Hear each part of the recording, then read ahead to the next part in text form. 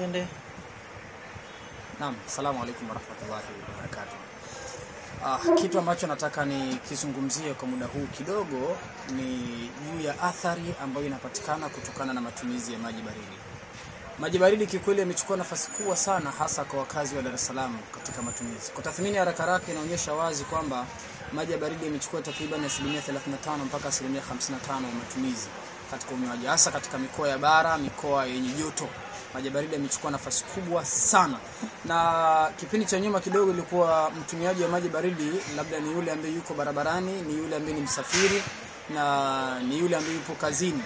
Lakini sasa kwa sababu alikuwa lazima yafuate dukani na yanunue kwa gharama ya 400 mpaka 500 au 300.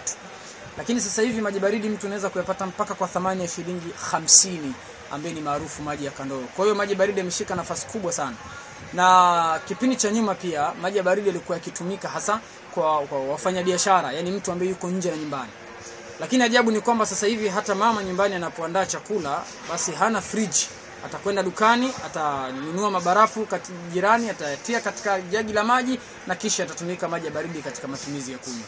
Kwa tathmini yangu ya haraka, mikoa ambayo inaongoza kwa matumizi ya maji baridi ikiwa tofauti kidogo na mikoa ambayo inaongoza kwa baridi kama Lushoto, na maeneo ya Lushoto kama vile Soni ni maeneo ambayo yana baridi kali katika nyakati